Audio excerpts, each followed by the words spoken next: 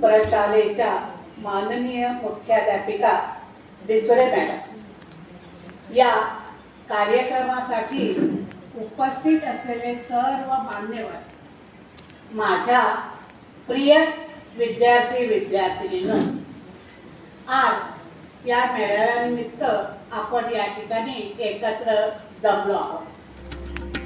गेल्या अनेक वर्षांच्या प्रदीर्घ कालावधीनंतर तुमची किलबिल आज या शाळेने पुन्हा आली. तुमचा शालेय अभ्यासक्रम संपवून तुम्ही या शाळेतून गेलात, त्याला आता बराच कालावधी लोटला आहे. मी सुद्धा माझ्या गेल्या फेब्रुवारी महिन्यात माझ्या सेवानिवृत्तीचे पावशतक पार केले. मी सेवानिवृत्त झाले त्यावेळी तुम्ही बहुतेक 6वीमध्ये असता, लहान लहान होता. त्यानंतर जे आधेमध्ये भेटले त्यांचे चेहरे आणि नावं लक्षात नाही, पण ज्यांच्याशी अजिबातच संपर्क झाला नाही त्यांना आज मी नावानेशी नाही ओळखू शकणार. तरीही तुम्ही माझे विद्यार्थी आहात एवढी ओळखही माझ्यासाठी खूपची आहे. आज हे स्नेहसंमेलन तुम्ही जे आयोजित केलं आहे त्यासाठी तुम्ही मागील अनेक दिवस प्रयत्नशील होता. तुमची ही निमंत्रण पत्रिका मला देण्यासाठी प्रीतम आणि त्याचे सहाध्यायी आले होते, त्याविषयी सांगत होते.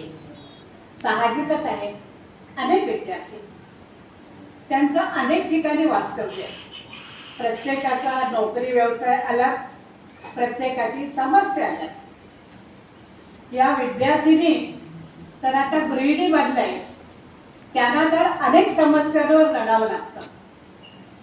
अशा परिस्थितीत सर्वांना एकाच दिवशी एकाच वेळी एकत्र करणं ही मोठी तारेवरची कसरत. आज तुम्ही ही तारेवरची कसरत करण्यात यशस्वी झाला. सगळ्या आघाड्यात अडीअडचणींवर मात करून हा मेळावा तुम्ही आज यशस्वीपणे आयोजित केला, याबद्दल तुमचे कौतुक आणि अभिनंदनही. सध्या तुम्ही तुमच्या व्यवसायामध्ये नोकरीमध्ये अगदी व्यस्त असाल. गृहिणी बनलेल्या या विद्यार्थिनी आपल्या संसारात दंग असतात. तरीही इतक्या वर्षानंतरही तुमच्या मनात तुमच्या शाळेविषयी ओढ आहे, तुमच्या शिक्षकांची तुम्हाला आठवण आहे. आजच्या या स्नेहसंमेलनासाठी आम्हा शिक्षकांना तुम्ही अगदी आठवणीने, अगत्याने आणि आत्मीयतेने आमंत्रित केलं. तुमच्यासारखे विद्यार्थी आम्हाला भेटले याचा आनंदच आहे. जसं कवयित्री बहिणाबाई चौधरी संत ज्ञानेश्वरांविषयी म्हणतात, असा हा भाग्यवंत भाऊ. बहिणाबाईंनी ज्ञानेश्वर माऊलींना भाग्यवंत भाऊ, नशीबवान भाऊ म्हटले. का? असा भाग्यवंत भाऊ ज्याची मुक्ताई बहीण, मुक्ताईसारखी बहीण मिळाली, मुक्ताईसारखी बहीण लाभली, म्हणून ज्ञानेश्वर माऊली भाग्यवंत भाऊ. तद्वतच तुमच्यासारखे विद्यार्थी आम्हाला लाभले, म्हणून आम्ही शिक्षकही भाग्यवंतच. तुमची ही जी निमंत्रण पत्रिका आहे त्यामध्ये या सुंदर 2 ओळी आहेत. प्रिय अशी ही माझी शाळा, तिच्यावर मी काय लिहावे, महती तिची गाथा, शब्द नाही कमी म्हणाले. अत्यंत सुंदर अशा शब्दांची अर्थपूर्ण अशी रचना करून तुम्ही या काव्यपंक्तींची रचना केली आहे. तुमच्या या कल्पकतेबद्दल तुमचे कौतुक कराया माझे शब्दही कमी पडावे.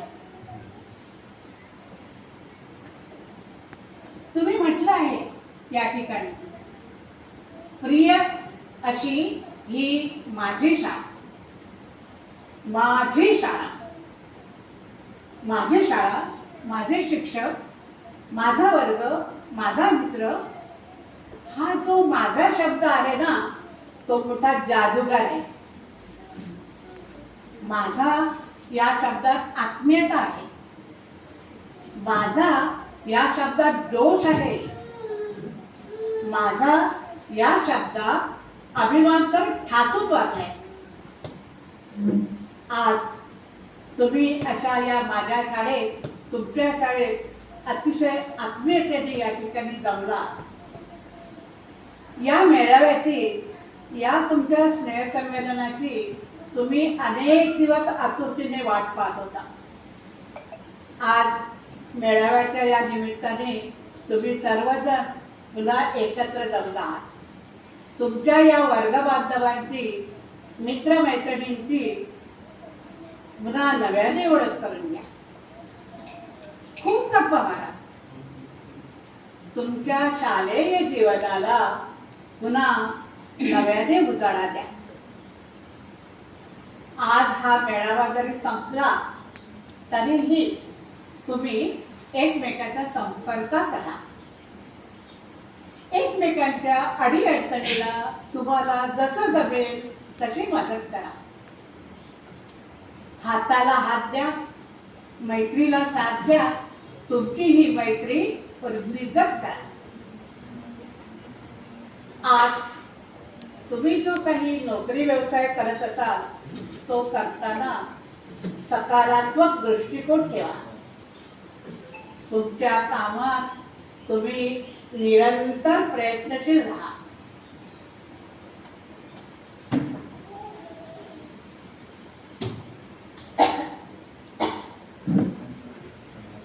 दुःख डिलीट करा.